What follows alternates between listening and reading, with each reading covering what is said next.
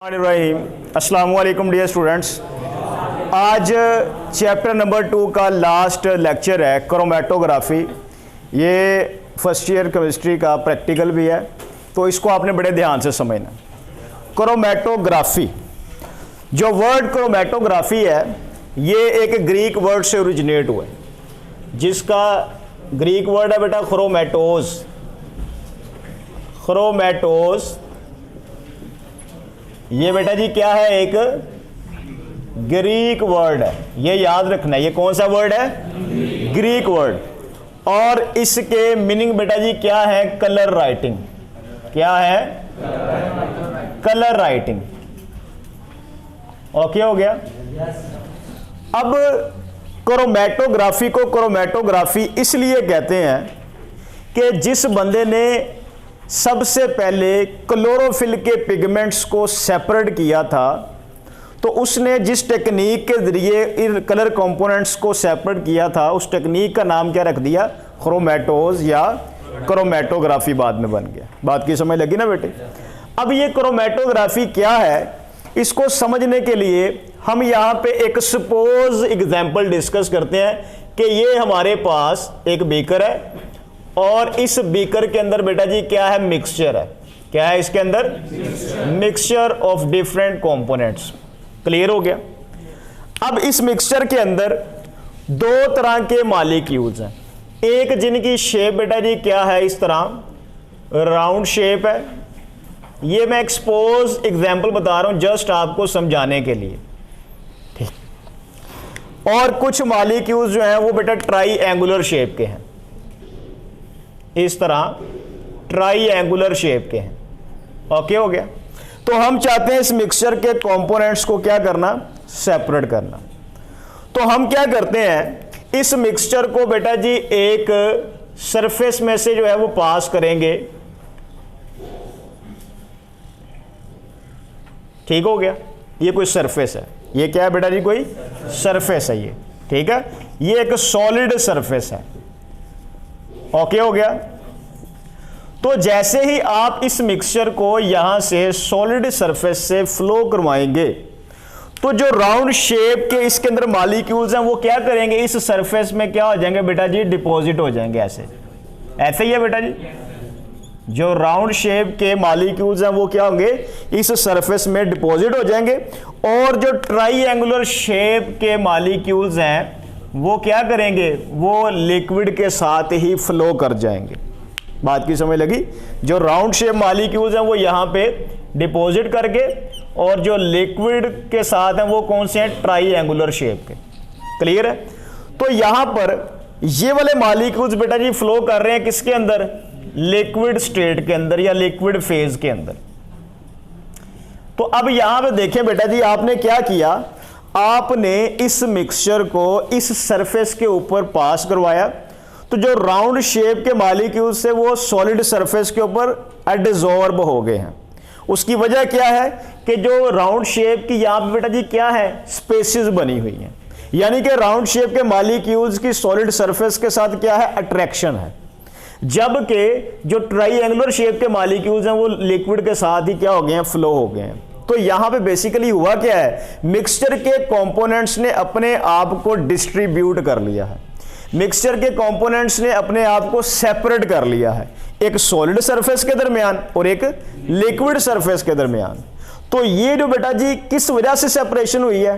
क्योंकि कुछ कंपोनेंट की अफिनिटी थी, अट्रैक्शन थी, किसके साथ? सॉलिड सरफेस के साथ। वो सॉलिड के साथ चिपक गए, और जिनकी अफिनिटी लिक्विड सरफेस के साथ थी वो लिक्विड के साथ ही फ्लो कर गए। तो ऐसी टेक्निक जिसमें किसी मिक्सचर के कंपोनेंट्स अपने आप को डिस्ट्रीब्यूट कर लेते हैं, किसके दरमियान बेटा जी? एक सॉलिड सरफेस के दरमियान और एक लिक्विड सरफेस के दरमियान। सॉलिड सरफेस को आप कहते हैं स्टेशनरी फेज, क्योंकि वो मूव नहीं कर रही। बात की समझ लगी? और जो मूव कर रही है उसे आप क्या बोलेंगे? Mobile phase. बात की समझ लगी ना? तो पहली बात जो हम इसकी डेफिनेशन लिखेंगे वो क्या है बेटा जी? कि ऐसी technique, the technique in which components of a mixture component of a mixture distributes themselves, ठीक है, between stationary phase and mobile phase due to their relative affinities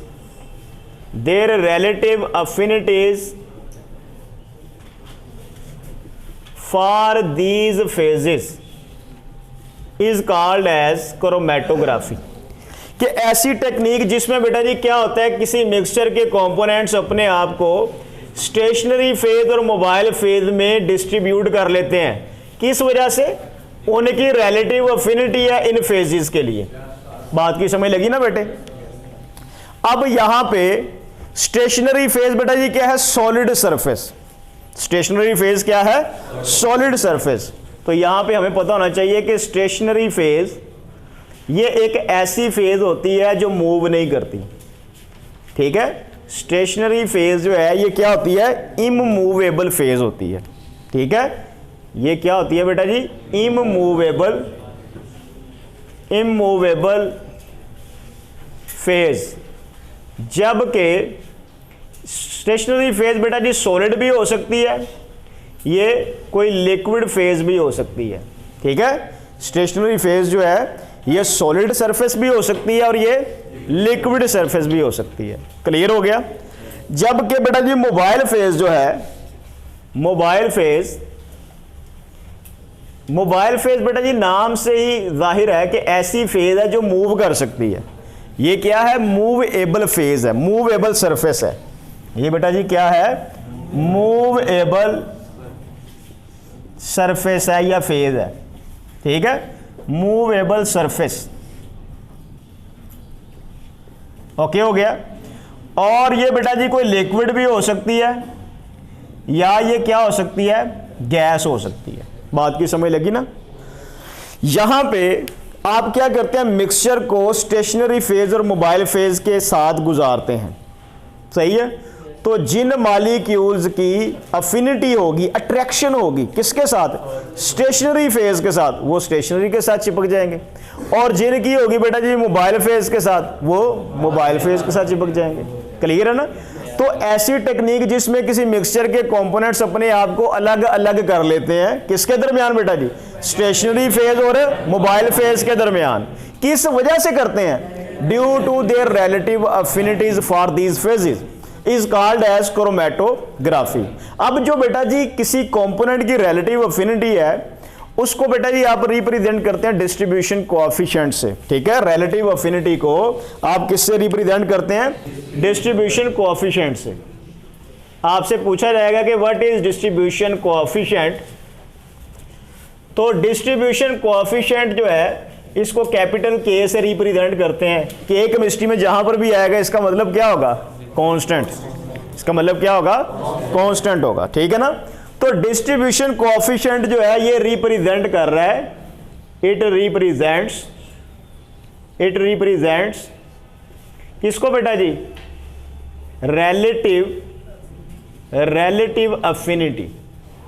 relative affinities of components.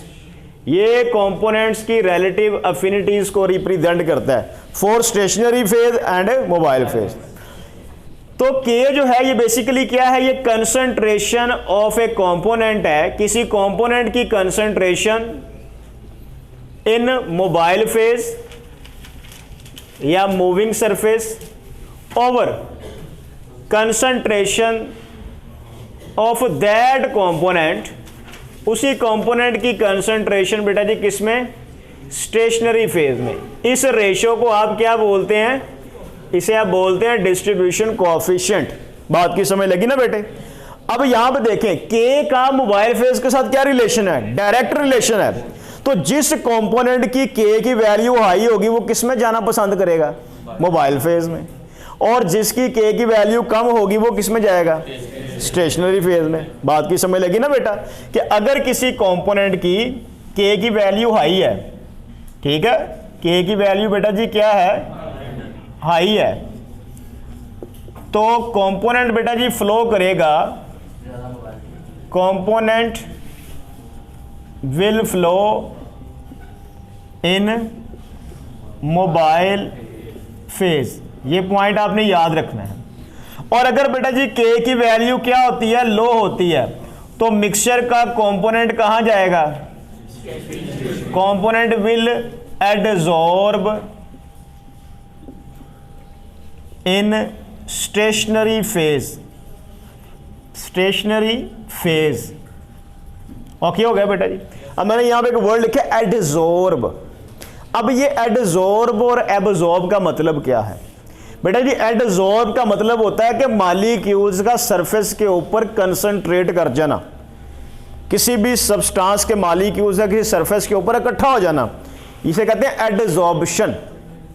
और बेटा जी एब्जॉर्प्शन क्या है? किसी surface में molecules का penetrate कर जाना, अंदर जज़ब हो जाना, इसे कहते हैं एब्जॉर्प्शन। तो बेसिकली क्रोमैटोग्राफी में एडजॉर्प्शन और एब्जॉर्प्शन जो है, ये दो फिनोमिना जो हैं वो इन्वॉल्व होते हैं। बात की समझ लगी? तो अभी तक बेटा जो हमने डिस्कस किया वो ये है कि क्रोमैटोग्राफी एक ऐसी टेक्निक है जिसमें किसी मिक्सचर के कंपोनेंट्स क्या होते हैं, सेपरेट हो जाते हैं। किसके दरमियान सेपरेट हो जाते हैं? सॉलिड सरफेस जिसे स्टेशनरी फेज कहते हैं और लिक्विड सरफेस जिसे मोबाइल फेज कहते हैं। स्टेशनरी फेज और मोबाइल फेज के दरमियान क्या करते हैं, अपने आप को सेपरेट कर लेते हैं। किस वजह से कर लेते हैं? Due to their affinity for these phases. बात की समझ लगी ना बेटे? अब स्टेशनरी फेज जो है ये हरकत नहीं करती, ये कोई सॉलिड सरफेस भी हो सकती है, ये कोई लिक्विड सरफेस भी हो सकती है। बात की समझ लगी? जबकि मोबाइल फेज हमेशा मूव करती है, ये कोई लिक्विड भी हो सकती है, ये गैस भी हो सकती है। बात की समझ लगी ना बेटे? उसके बाद रिलेटिव अफिनिटी जो है उसको बेटा रिप्रेजेंट करते हैं डिस्ट्रीब्यूशन कोएफिशिएंट के से। के का फार्मूला क्या है? Concentration of A component in mobile phase और उसी कंपोनेंट की कंसंट्रेशन स्टेशनरी फेज में। जिस कंपोनेंट की के की वैल्यू हाई होगी वो कहां जाएगा? मोबाइल फेज में। वो मोबाइल फेज में एब्जॉर्ब हो जाएगा और जिसकी के की वैल्यू कम होगी वो स्टेशनरी फेज में जाएगा, वो स्टेशनरी फेज पर एडजॉर्ब हो जाएगा। अब बात की समझ लगी है? क्लियर हो गया? अब बेटा जी क्रोमैटोग्राफी की दो टाइप्स हैं, इसको रेज कर दूं। अब मुझे ये कोई बच्चा बताए कि ये जो डिस्ट्रीब्यूशन कोएफिशिएंट के है इसके यूनिट्स क्या होंगे? वजह कंसंट्रेशन ओवर कंसंट्रेशन, इसके यूनिट्स नहीं होते। ओके हो गया?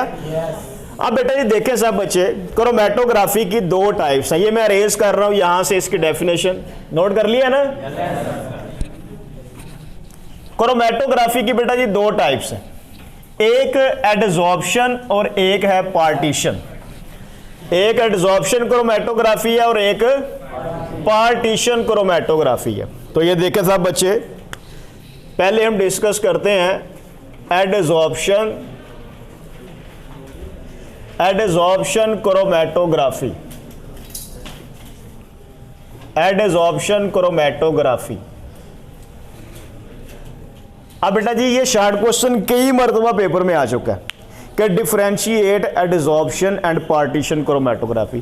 तो आप बताएंगे एडजॉर्प्शन क्रोमैटोग्राफी में स्टेशनरी फेज बेटा जी क्या है? सॉलिड। स्टेशनरी फेज क्या है? ये सॉलिड है, ठीक है। जबकि इसमें मोबाइल फेज क्या होती है? लिक्विड। मोबाइल फेज इसमें क्या होती है? लिक्विड होती है। और इसमें क्या होता है, जो कंपोनेंट होते हैं वो स्टेशनरी फेज के ऊपर एडजॉर्ब हो जाते हैं। Components of mixture adsorb on the surface of stationary phase. बात की समझ लगी ना? आपने यहां बताना है कि इसमें components of mixture, component of mixture will adsorb on surface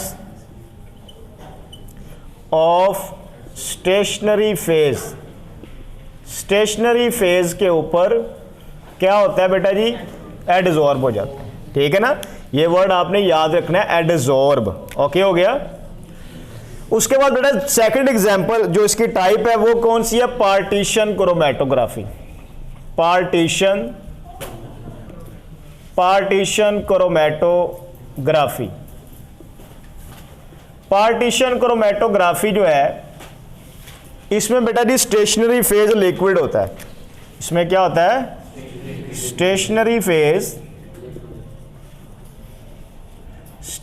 phase इसमें लिक्विड होता है, जबकि इसमें जो मोबाइल फेज है ये बेटा जी लिक्विड भी हो सकती है, गैस भी हो सकती है। मोबाइल फेज क्या हो सकती है? लिक्विड भी हो सकती है या फिर गैस हो सकती है। अब इसमें क्या होगा, जो कंपोनेंट के मिक्सचर होंगे वो मोबाइल फेज में एब्जॉर्ब हो जाएंगे। बात की समझ लगी ना बेटे? अब कहते हैं कि जो एडजॉर्प्शन क्रोमैटोग्राफी है इसकी बेटा जी एग्जांपल है TLC, थिन लेयर क्रोमैटोग्राफी। ये हमारा सिलेबस नहीं है बीएससी का, आपने वैसे नेम याद रखना है कि एडजॉर्प्शन क्रोमैटोग्राफी की एग्जांपल क्या है? Thin layer chromatography. ओके हो गया?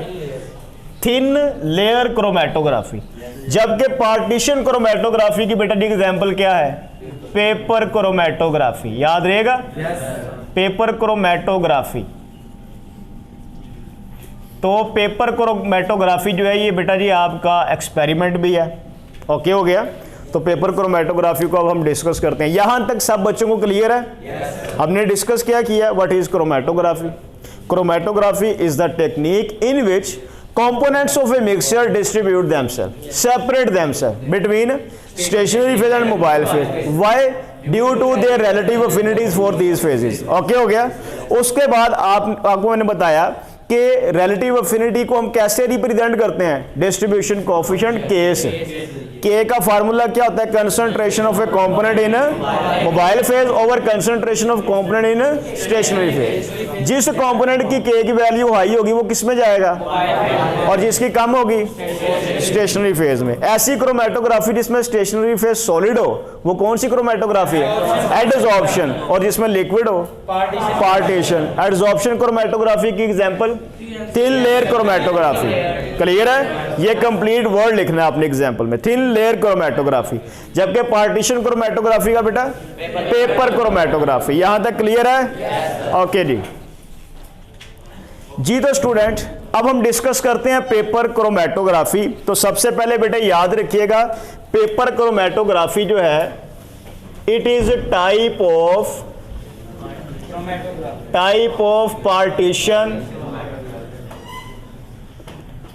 Partition chromatography. ठीक हो गया? ये बेटा जी पार्टीशन क्रोमैटोग्राफी की टाइप है। अब पार्टीशन क्रोमैटोग्राफी बेटा जी क्या है? ऐसी क्रोमैटोग्राफी जिसमें स्टेशनरी फेज क्या होती है? लिक्विड होती है। तो ये बेटा जी स्टेशनरी फेज, यहां पे जो स्टेशनरी फेज है वो क्या होता है? वाटर होता है। वो क्या होता है बेटा जी? वाटर होता है। ओके हो गया? और जो यहां पे मोबाइल फेज है वो कोई ऑर्गेनिक लिक्विड होता है। मोबाइल फेज यहां पे क्या है बेटा जी? Organic liquid. Organic liquid suppose करते हैं कि वो बेटा जी क्या है? एथेनॉल है, ऑर्गेनिक लिक्विड। क्लियर है? यहां पे आपने जो मिक्सचर सेपरेट करना होता है, सेपरेटिंग मिक्सचर, यहां पे जो मिक्सचर आपने बेटा जी यूज किया है जिसको आपने सेपरेट करना है, एग्जामिनर ने कहा कि बताओ जिस मिक्सचर के अंदर कौन कौन से कंपोनेंट्स हैं, वो बेटा जी क्या हो सकता है?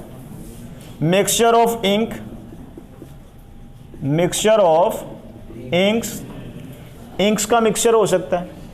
वो बेटा जी क्या हो सकता है? Mixture of amino acids, mixture of amino acids, proteins के बिल्डिंग ब्लॉक्स हैं, अमाइनो एसिड्स का मिक्सचर हो सकता है। वो बेटा जी मिक्सचर हो सकता है लेड कैडमियम आयंस का, mixture of lead ion cadmium ions. ठीक है? ये मिक्सचर्स हैं बेटा। अब यहां पर जो पेपर क्रोमैटोग्राफी है इसकी बेटा जी 3 टाइप्स हैं। इसकी कितनी टाइप्स हैं? 3 टाइप्स हैं। कौन कौन सी? Number 1 ascending paper chromatography, descending paper chromatography, और बेटा जी रेडियल या circular paper chromatography. Ascending paper chromatography में जो सॉल्वेंट होता है मिक्सचर का वो बेटा जी अपवर्ड मूव करता है। वो किधर मूव करता है? अपवर्ड। और डिसेंडिंग में बेटा किधर मूव करता है? वो डाउनवर्ड। और सर्कुलर में बेटा वो कैसे मूव करता है? एंगुलर में या सर्कुलर में। बात की समझ लगी ना बेटे? ये सिर्फ आपने नेम याद रखने हैं कि पेपर क्रोमेटोग्राफी की 3 टाइप्स हैं, असेंडिंग, डिसेंडिंग और सर्कुलर। अब जो पेपर क्रोमेटोग्राफी के लिए हमें ऑपरेटर्स रिक्वायर है वो हमें सबसे पहले बेटा जी क्रोमेटोग्राफिक टैंक रिक्वायर है। क्या रिक्वायर है? Chromatographic tank. ये हमारे पास क्रोमेटोग्राफिक टैंक है। क्रोमेटोग्राफिक टैंक के अंदर बेटा जी क्या होता है? यहां पे हमारे पास ऑर्गेनिक लिक्विड होता है, प्लस इसके अंदर बेटा जी क्या होता है? वाटर। सही हो गया। इसके ऊपर हमने लिड लगाया होता है। इसके ऊपर बेटा जी ये क्या है? एक लिड लगा है और लिड के साथ बेटा जी यहां पे क्लिप लगे हुए हैं। क्लिप के साथ हम जोड़ेंगे क्रोमेटोग्राफिक पेपर। आपने क्या करना है? क्रोमेटोग्राफिक पेपर लेना है, 20 सेंटीमीटर लॉन्ग उसकी स्ट्रिप लेनी है। ठीक है। ये क्रोमेटोग्राफिक पेपर जो है ये किस कंपनी का, किस क्वालिटी का होना चाहिए? वो है बेटा जी Whatman's chromatographic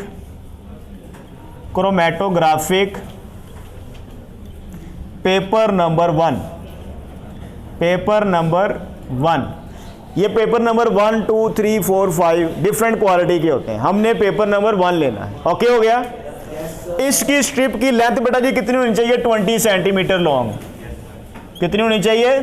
20 centimetre long. Okay हो गया। आपने इसकी बेस के ऊपर लेड पेंसिल से लाइन लगानी है।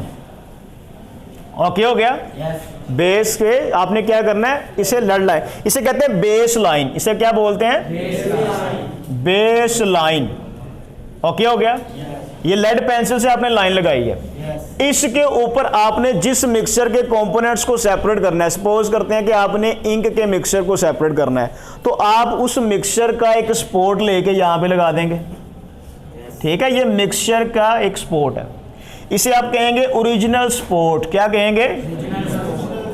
ओरिजिनल स्पॉट इसे बोलेंगे आप। ओके हो गया। अब आपने क्या किया? इस स्ट्रिप को इस क्रोमेटोग्राफिक पेपर के अंदर जो है वो सस्पेंड कर देना। तो ये देखो बेटा जी, ये हमने क्या किया? इस पेपर को यहाँ पे सस्पेंड कर दिया। सस्पेंड करना कैसे है कि ये सिर्फ 5 से 6 मिलीमीटर ही क्या हो, इस सॉल्वेंट के अंदर डिप हो। ठीक है। ये देखें, सिर्फ 5 से 6 मिलीमीटर ही जो है उसको डिप किया, थोड़ा सा डिप करना है। और ये आपने क्रोमेटोग्राफिक पेपर को क्लिप से जोड़ा है, ऊपर अपने लिड लगा दिया। लिड लगाने का मकसद ये होता है कि इंटरनल इन्वायरमेंट जो है वो होमोजीनियस हो जाए। अब आप देखेंगे कि जो ये पेपर है इसमें क्या होगा? वाटर मूव करेगा ऊपर, और वाटर इस पेज को क्या कर देगा? गीला कर देगा। बात की समझ लगी? वाटर बेटा जब भी सेलुलोज में मूव करता है तो वो कैपिलरी एक्शन के जरिए मूव करता है। कैपिलरी एक्शन क्या होता है कि जब वाटर एक सेल में जाता है तो वो साथ पीछे वाले मॉलिक्यूल को भी हाइड्रोजन बॉन्डिंग की वजह से खींचता चला जाता है। इसे कहते हैं कैपिलरी एक्शन। तो आप बताएंगे कि वाटर जो है वो यहाँ पे क्रीप कर रहा है, ऊपर मूव कर रहा है। कैसे? कैपिलरी एक्शन के जरिए। क्लियर हो गया। अब साथ ही क्या होगा बेटा जी? ऑर्गेनिक लिक्विड भी मूव करेगा। तो जिस इंक की जो अफिनिटी है वो वाटर के साथ होगी, वो वाटर के साथ मूव करेगा। जिसकी अफिनिटी जो है वो ऑर्गेनिक लिक्विड के साथ होगी, वो ऑर्गेनिक लिक्विड के साथ मूव करेगा। बात की समझ लगी? तो आपको बेटा यहां पे नजर आएगा कि सपोज करते हैं कि आपको यहां पे ये ग्रीन कलर नजर आया इतना, फिर आपको बेटा यहां पे जाके जो है वो ये रेड कलर नजर आया। सही है। फिर आपको बेटा यहां पे जो है वो ब्लू कलर नजर आया। तो आपने क्या किया? इन मिक्सचर के कंपोनेंट्स को सेपरेट कर लिया। आपने बता दिया कि जो आपने स्पॉट लगाया था मिक्सचर का उसके अंदर कौन कौन सी इंक है? उसके अंदर ग्रीन है, रेड है और ब्लू है। तो यहां पर बेसिकली हुआ क्या है? जो इंक है उन्होंने अपने आप को डिस्ट्रीब्यूट कर लिया स्टेशनरी फेज में और मोबाइल फेज में। क्यों किया बेटा जी? Due to their relative affinities for these phases. बात की समझ लगी ना बेटे। अब आपने क्या करना है, इस पेपर को यहां से निकाल के ड्राई कर लेना है। इस पेपर को क्या कर लेना बेटा जी, ड्राई कर लेना है। जब ये पेपर ड्राई हो जाए तो तब आप इसको क्रोमेटोग्राफिक पेपर नहीं कहेंगे, आप इसे बेटा जी बोलेंगे क्रोमेटोग्राम। क्या बोलेंगे, क्रोमेटोग्राम। बात की समझ लगी। आपसे शार्ट क्वेश्चन पूछा जाएगा कि व्हाट इज क्रोमेटोग्राम, तो आप बेटा जी क्या बताएंगे, the chromatographic paper having different components of mixture is called as chromatogram. Chromatographic paper जिसके ऊपर बेटा जी क्या होता है, मिक्सचर के डिफरेंट कंपोनेंट्स होते हैं, आप उसे क्या बोलते हैं, क्रोमेटोग्राम बोलते हैं। ओके हो गया। अब आपने क्या करना है, आपने देखना है कि सॉल्वेंट जो है इस पेपर के ऊपर किस लेवल तक मूव किया। बात की समझ लगी। यहां पे फॉर एग्जांपल यहां तक सॉल्वेंट मूव किया है, तो ये बेटा जी डिस्टेंस जो है यहां से लेके यहां तक आपने मेजर कर लेना है। सपोज करते हैं इसको आप बोलते हैं जी एक्स, तो एक्स बेटा जी क्या होगा,